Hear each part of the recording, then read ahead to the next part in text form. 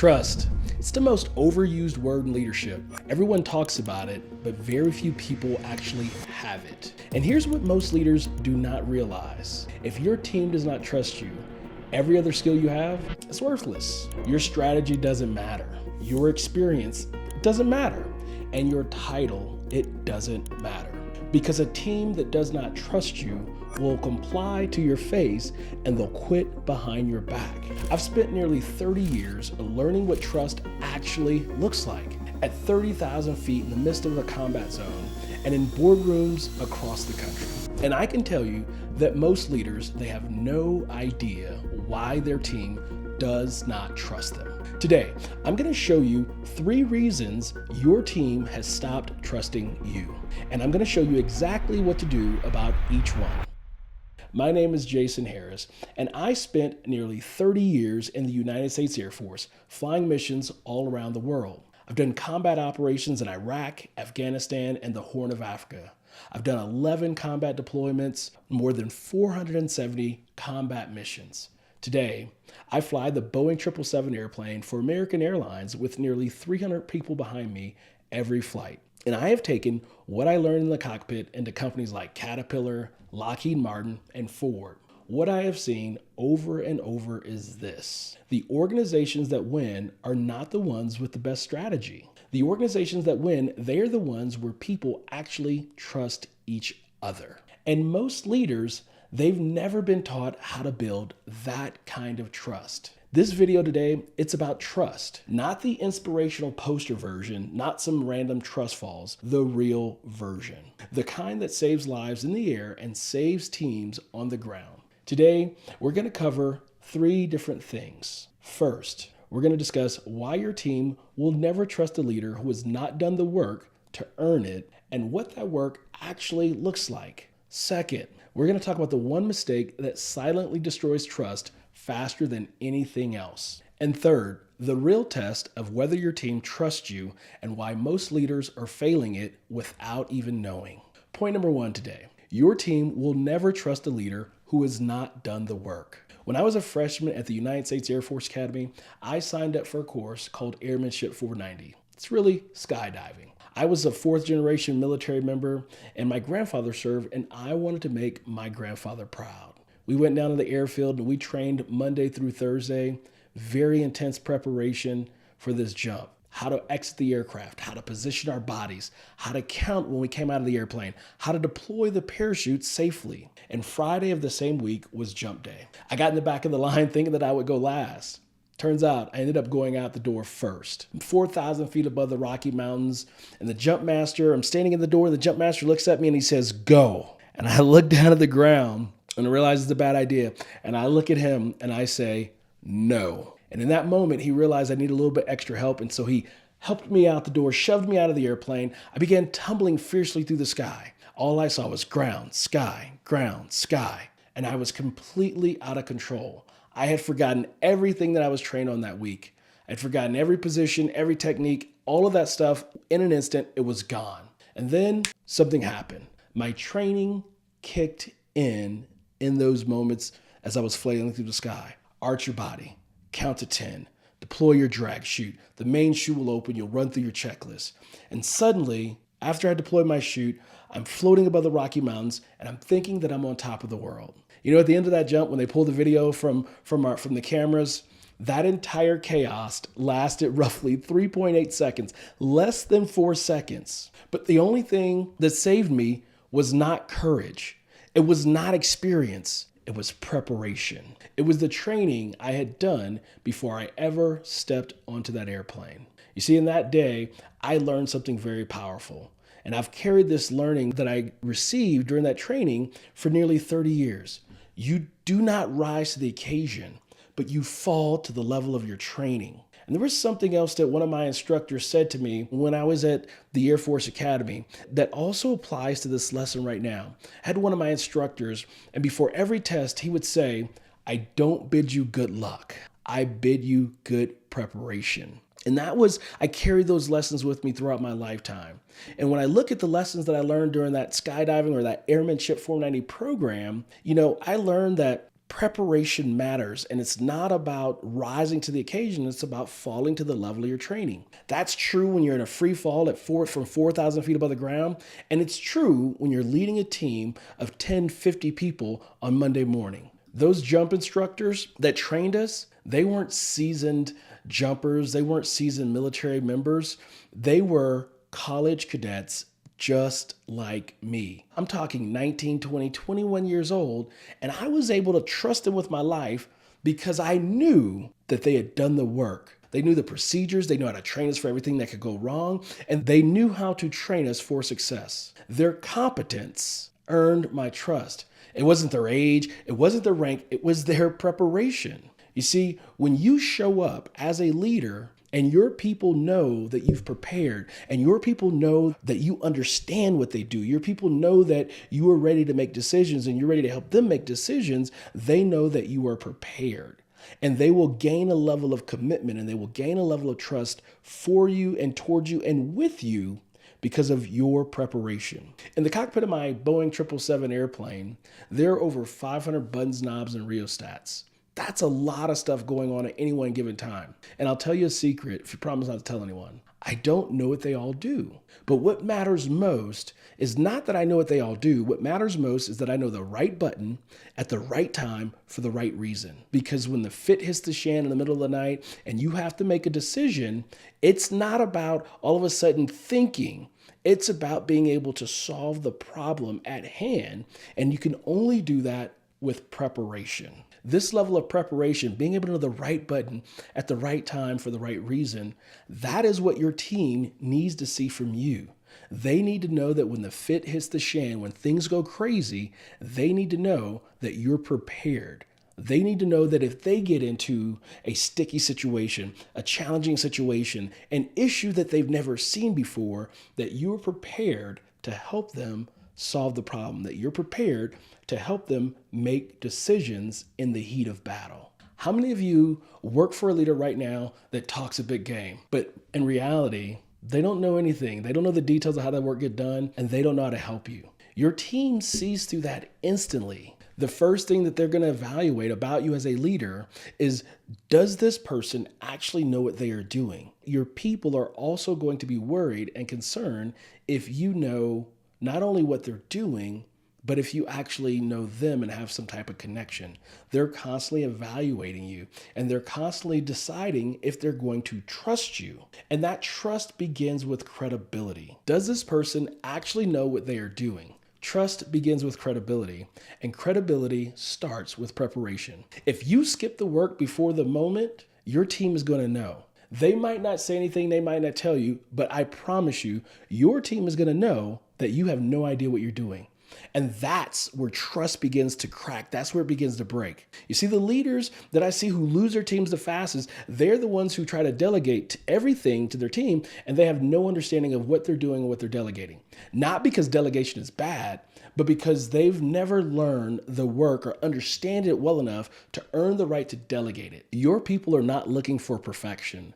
They're not looking for you to know everything about how they're doing their jobs and what it takes to get the job done. They do expect you to take time to get to know about the job, to get to know about them, and to get to know about their processes. Your team, they don't expect you to have 500 answers instantly. But what they are looking for is preparation. One of the things that I would do as a young C-130 pilot when I was brand new to the aircraft and brand new to the mission, I wouldn't just focus on learning how to fly the airplane well, which was the primary role that I had as a pilot, but also as a pilot, I was expected to be a leader. And when you're expected to be a leader, you need to understand about all of the things that goes into that operation. So one of the things that I would do is I would go and talk to my load masters about their job. I would talk to my navigators about their job. I would talk to my flight engineers about their job. And then I would go around to the maintainers, the people that maintained our aircraft, that fixed it when we broke it, that got it prepared and ready to fly. And I wanted to understand what their job was and what their job entailed. Because when we were out there on a mission in the middle of nowhere, and it was just me, the crew, and a couple of maintainers, a couple of crew chiefs, I wanted to make sure that they knew that I was prepared. It wasn't that I had all the answers, but I understood what it took to make the mission happen. And because I had prepared, I had built a level of trust, I had built a level of connection, and I had built a level of commitment with those team members so that when it came down to get the mission done, there was no question about my level of preparation and my level of understanding of what their role was, what my role was, and how I could delegate things when it was necessary, how I can get engaged and support them when necessary as a leader. That's what your team is looking for, not for you to have all the answers. Some people, what they're doing is they are trying to be the smartest person in the room. That's not your job as a leader. You have the smartest people in the room around you that are your team members. But what they do expect of you is for you to be prepared and to be the best prepared to lead them as a team. Your team members, they are looking for preparation. One of the things they want to know is they want to know that when things go sideways, when things go crazy, that you have done the work to respond and react accordingly. They want to know that you're not winging it and with their careers, that you're not winging it with their livelihoods. And here's what I tell every leader that I work with. Trust starts with doing the work before you ask anyone to follow you. You cannot lead from ignorance and expect your team to just trust that plan. Your people are not looking for a leader who knows everything. What your people are looking for is a leader who is prepared for anything. That is the first building block of trust. It's not your title. It's not the words. It's not speeches. It's your preparation. Because again, you do not rise to the occasion. You fall to the level of your training and to the level of your preparation as a leader. And your team, they're watching to see which one it is. Here's my question for you. If your team saw your preparation habits behind closed doors, the real ones, the real preparations that you're doing behind closed doors, would they trust you more or would they trust you less? If the answer makes you uncomfortable, that's your starting point. Point number 2, your team hears you. They just do not believe you. When I created my framework for psychological safety, I came up with something that I thought was pretty good. I went to my wife and I decided to share it with her. And I told my wife, guess what? People want to be heard, they want to be understood, and they want to be acknowledged. Just those 3 things. That's all people want. And my wife, in all her kindness, she looked at me completely unimpressed. And what my wife told me, she said, "You missed a step." My response, "What do you mean I missed a step?" My wife began to inform me. She says, "When I tell you to take out the trash, I know you heard me because you're within earshot." And then she'll say, "I know you understood me because we speak the same language. And then I know you acknowledged me because you looked at me and you shook your head, letting me know that you had gotten the message. But it's not good enough to hear, understand, and acknowledge me until you actually take out the trash, until you take action." That is the step that you missed. My wife is far smarter than I will ever be. What I say about my wife is that she's my better 2/3.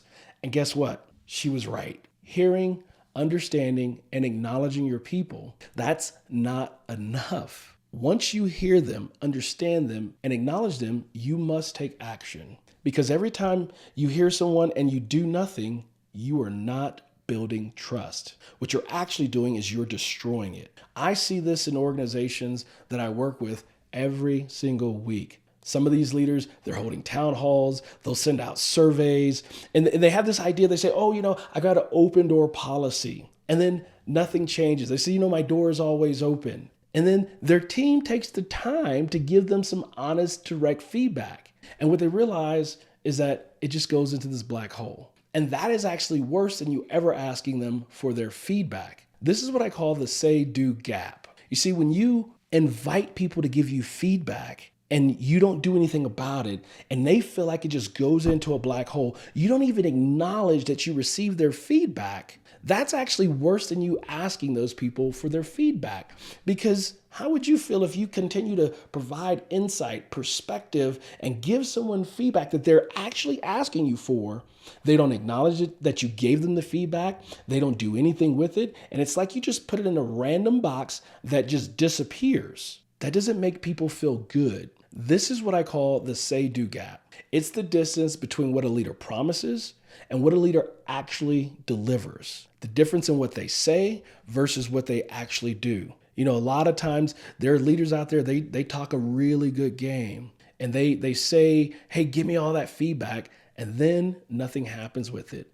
They say a whole lot and they do nothing. They're not delivering. Your people expect you to deliver on your promises. And your team, they're measuring this every single day, whether you realize it or not. They're tracking what you're saying versus what you're doing. Did you know our research, it showed that 77% of working Americans will leave a company if they do not feel that they can trust their leadership. And if there's a gap, they feel like they can't trust their leadership. 77%. That number should terrify every leader. They don't leave because of money. They don't leave because of workload. They leave because no one gives a damn. No one gives a damn about them beyond what they can produce and them showing up. That is the say-do gap in action. Don't let that bite you. Now, connection, it leads to commitment. And once you have connection, you get the commitment that leads to accountability, and the accountability that leads to trust. That's a chain that happens in an organization. And see, most leaders, what they're trying to do is they are trying to start from accountability, and they wonder why no one is buying in. They wonder why no one is committed. You can't hold someone accountable who doesn't feel connected to you when it comes to the leadership piece. They might comply. That's great. I'll show up and do what you tell me to do. But compliance is not trust from a relational perspective. Compliance is just simply survival. I want you to be thinking about people in terms of thriving, not just surviving. There's a huge difference. When people are in survival mode, when they're in compliance mode, they have no space to grow. You can't survive and grow and thrive at the same time. And it's up to leaders to position people into that space where they're able to grow and they're able to thrive. And you get that through commitment, accountability, and trust. It changes everything in an organization, and it changes everything in those relationships. I started something that I called donut conversations with my team when I was a squadron commander. It wasn't about the performance reviews. It wasn't about the group meetings. It was just coffee and donuts on Friday mornings. And it was all built out of genuine curiosity about who they were and being interested in them, not me trying to be interesting. And one morning I had a conversation with a young woman in my squadron that she barely said much. But over donuts and coffee, what she told me and what she shared with me broke my heart. She said that she was thinking about getting out of the military, not because of the work, but because nobody cared to ask her anything about who she was. Because of that conversation, that young lady chose to stay in the military an additional 4 years. And she was extremely valuable to our team. And here's the amazing thing. It only cost me a cup of coffee, some donuts, and my time. And me being genuinely interested and genuinely curious about who she was as a person, not just the work that she could do for our organization. You have to be more interested in people, and not trying to be interesting to people. Here's the truth about trust. It's not built in the big moments. It's built in the small, simple moments. Every time that your team brings you a problem and you act on it, you're depositing trust, making trust deposits. Every time that they bring you a problem and you ignore it, you're withdrawing those credits from that account. And most leaders, they have no idea that their trust account is minimal, that it's overdrawn, and that it's inept and done. It's not until their best people start walking out the door that they realize where their trust account is at. Your team does not need you to solve every one of their problems. They need to know that when they speak up, something is going to happen. That is how you build trust. Action by action by action, not speech after speech after speech. Ask yourself this: when was the last time someone on your team raised a concern and you actually changed something because of it? If you cannot remember that moment, I promise you that person and your team remembers. And that is why they have stopped telling you the truth. Point number 3, your people do not feel safe enough to tell you the truth. Baghdad International Airport, it's a night landing. I'm flying a C-130 cargo aircraft. We've got 6 crew members on board that aircraft. We're roughly 1 mile from the runway. We're about 300 feet above the ground. I've got the throttles pulled back towards the idle position. We're fully configured for the landing and the approach. From the back of the aircraft, as I'm about to make the perfect landing, my loadmaster, a young 19-year-old fresh out of high school young man, says 2 words: go around. In that moment, I do not pause. I do not hesitate. I do not ask him why. Immediately, I add full power to the aircraft. I bring the nose of the aircraft up to the 7-degree position. We start climbing away from the runway. And it's not until we're safely away from the danger at a safe altitude that I will then ask him, what happened and why did we go around? That young loadmaster will succinctly say, there was something on the runway or a vehicle on the runway that you were unaware of that I could see from the back. You were unable to see it from the front because of the position. That young person, that 19-year-old loadmaster, didn't have rank above mine. They had no authority. They had no title in that moment. But what they did have is the ability to lead. In that moment, he was the leader, and I was following him and his commands, not because I had to, but because I trusted him. And he trusted the culture that we as an organization had built, where a 19-year-old loadmaster in the back of the airplane felt safe enough to override the aircraft commander to save the mission, save the aircraft, and save the lives of everyone on board. That loadmaster, he didn't suddenly find courage that night over Baghdad. That courage was built long before that mission ever started. It was built with his training. It was built with his briefings. It was built with the debriefings. It was built with the culture that we had created and curated. Every moment where we proved to him that speaking up in the moment was safe. Colin Powell, he put it this way. He had a quote, and it says, the day soldiers stop bringing you their problems is the day you have stopped leading them. They have either lost confidence that you can help, or they have concluded that you do not care. Either case, it's a failure of leadership. Here's what kills training faster than anything in an organization. When your people speak up and nothing happens. When they raise a concern and they feel ignored. When they offer ideas, great ideas, innovative ideas, suggestions to fix things, make things more efficient, and they hear stupid things like, well, that's how we've always done it.